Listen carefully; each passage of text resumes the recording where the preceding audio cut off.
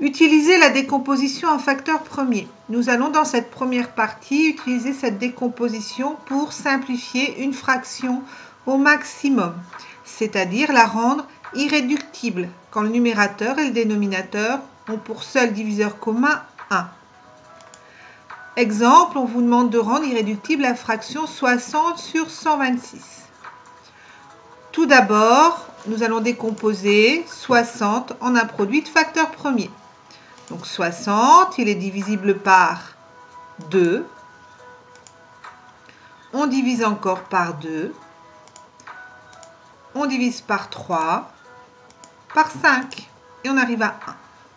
Donc 60, c'est 2 fois 2, donc 2 au carré, fois 3, fois 5. Même travail avec 126. 126, on peut diviser par 2. Puis par 3, puis par 3 et par 7. Donc décomposition de 126, 2 fois 3 fois 3 fois 7, donc 2 fois 3 au carré fois 7. On va donc dans la fraction 60 sur 126 remplacer 60 et 126 par leur décomposition en facteurs premiers.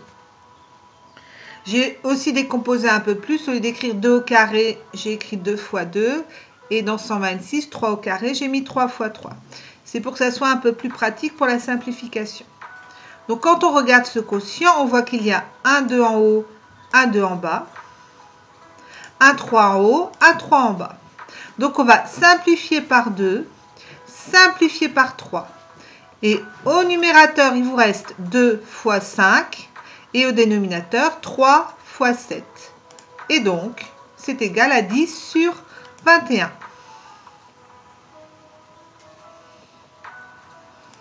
On va se servir de cette décomposition pour calculer 60 sur 126 plus 2 septièmes. En remplaçant d'abord 60 sur 126 par ce qu'on vient de trouver, 10 sur 21. On doit réduire les deux fractions au même dénominateur, donc multiplier le numérateur et le dénominateur de 2 septièmes par 3, 6 sur 21. Les deux fractions sont maintenant au même dénominateur. On additionne les numérateurs et on garde le même dénominateur. Le résultat est 16 sur 21.